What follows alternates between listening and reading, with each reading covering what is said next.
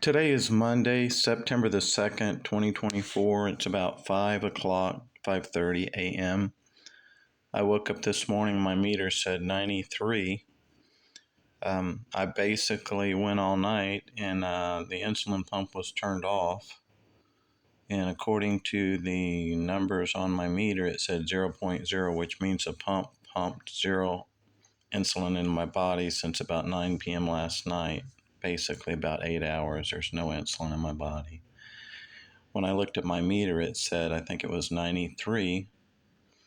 And by the time I got some oatmeal prepared and on the table, I saw it go all the way down to 91, according to the meter. And that's a Medtronic meter. And I went ahead and ate my oatmeal, and then I went ahead and did a manual calibrate. And my manual meter said 104, and the Medtronic meter said 91. So that was about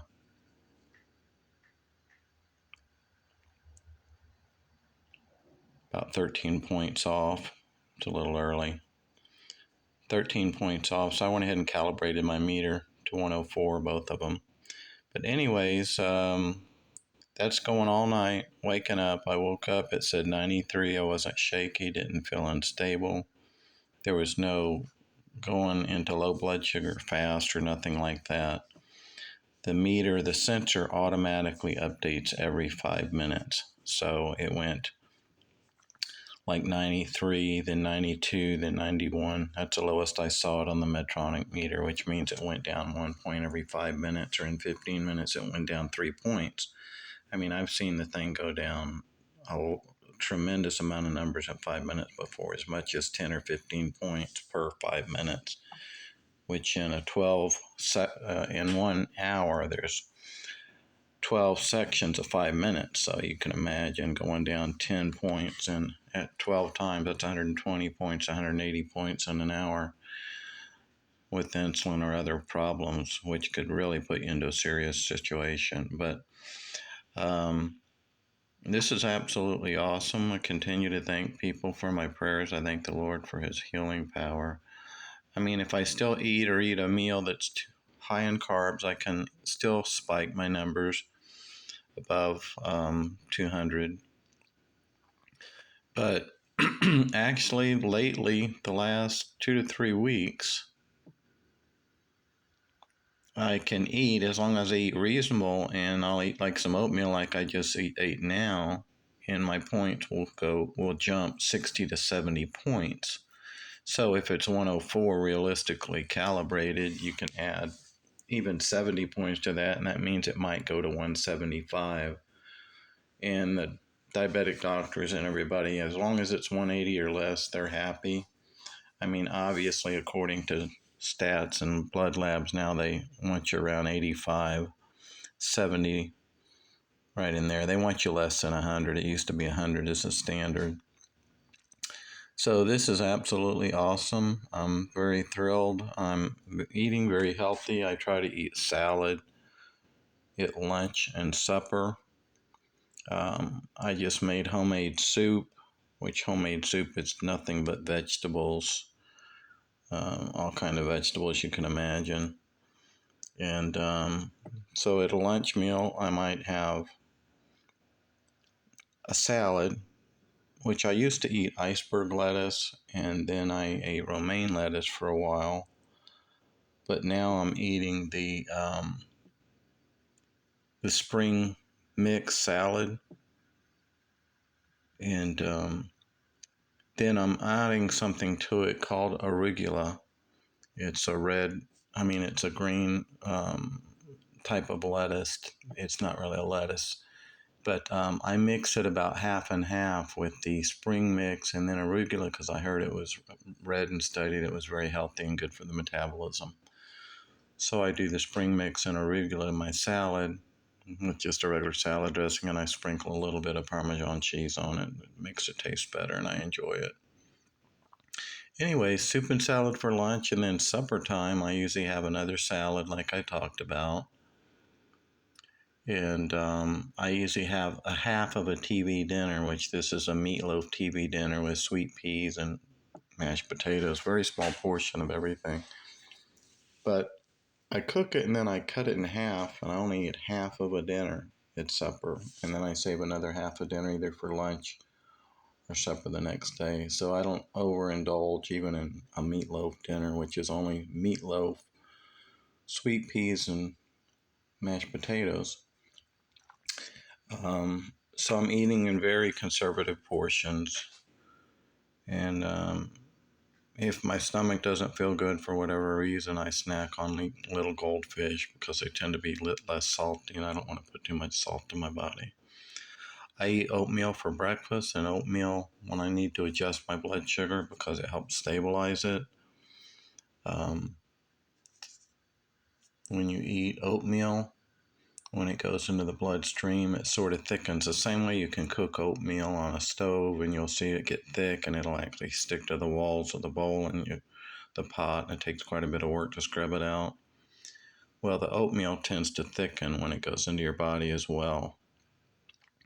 So when it goes into your body, your small intestines, etc., it's going to metabolize and it's going to take longer to digest. It's like a jelly or gel, and it's not like another kind of food that's going to quickly metabolize or break down. And that's what causes your blood sugar to spike. When you eat sugars that are high carbs or high sugars, they tend to spike your blood sugar and they go into your bloodstream very fast. You want something that's going to go into your bloodstream slower. So the oatmeal is good for that. It tends to stabilize it. It's also it's got, if you study oatmeal, it's got all kinds of really good things over the years. Um, Oatmeal is a good staple for breakfast and things in the morning. Has a lot of their benefit. And I don't just make plain oatmeal. And what I'm going to tell you with my oatmeal, I might add a little bit of carbs, etc. But when I eat my oatmeal, usually in the morning, I'm wanting to bounce my numbers a hair bit, get them to come up a hair bit. Plus, I want to enjoy my oatmeal. I don't eat that many foods. I have to deprive myself of so many foods all the time. So over the time, I've added a lot of good things into my oatmeal to make it um, good. I basically just take a pot, put it on the stove, and I just get the old-fashioned oatmeal, and I get a tablespoon, and I put in 10 heaping teaspoons, no, 10 heaping tablespoons of oatmeal into the pot. Then I put in 2 small scoops of dried cranberries called cran raisins, 2 little scoops of that, so there's cranberries in there. Then I put in a pretty good scoop of walnuts in there. And then I put in 3 cups of water. And then I take an apple out and I cut it into 6 portions, and I cut out the core and all that. And then I cut it up into small pieces and I put that one apple in the pot. Now, then I cook it on medium to medium high, and I usually stop it before it completes. I don't want it to get thick on the wall. And then I just pour all that oatmeal into 3 bowls. Let it cool a little bit on the counter.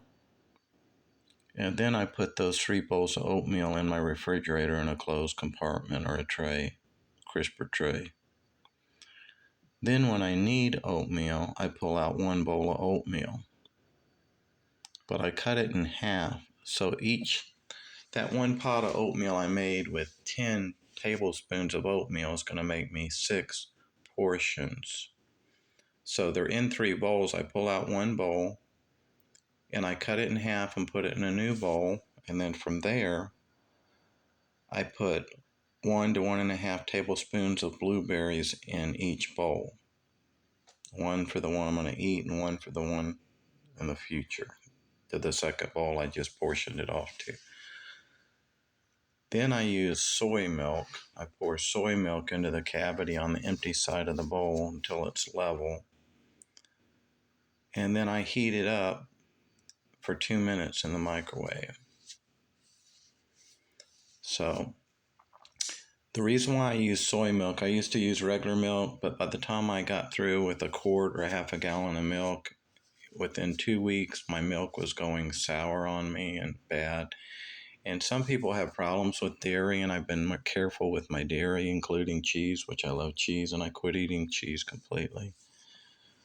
And so I've deprived myself of a lot of stuff that you enjoy, that I enjoy, for different reasons. I'll have a piece of cheese occasionally, but not on a regular basis, not 1 or 2 pieces a day. So after I heat up my oatmeal for the 2 minutes, then I take a tablespoon of peanut butter, because I heard it was very good, and actually it's very good. And peanut butter also has that thickening metabolism like oatmeal as well. Plus it adds a little nice flavor to it. So I put this tablespoon of peanut butter in the hot oatmeal and I stir it up. And that's my oatmeal. So there you go. Most of that work was in preparation before I need it. The only thing I do when I need it is heat it up for 2 minutes with soy milk and add a tablespoon of peanut butter. And usually, like right now, I'm looking at my Medtronic meter, which I had calibrated to 104, and right now it says 1010. And I'll take a picture as soon as I get through with this audio. It'll show how the oatmeal has just barely bounced my numbers. According to it, it had said 91, and now it's saying 110. Of course, I calibrated it plus 13 points from the 91,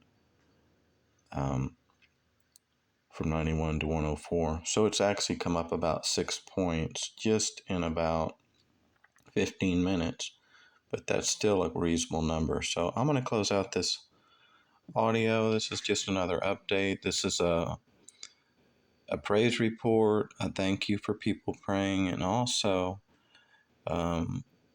anybody that's diabetic or pre-diabetic or dealing with high blood sugar. If anything I've thrown out there that helps you, it's an idea. Obviously, we want to give God all the glory and all the praise, but we also want to use common sense in our eating. Even those that are healthy with a good pancreas and a perfect body, you need to use good common sense with your food and not put a bunch of sugar and garbage into your body, which is not good for your health. When you're young, you think you can eat anything, and but you need to be wise all the way through your life at all ages. Actually, my numbers say 121 now, so I'm going to close this out. It said 110 a minute ago, so now it's gone. It's gradually working its way to 160 or 170, it looks like. Talk to you later.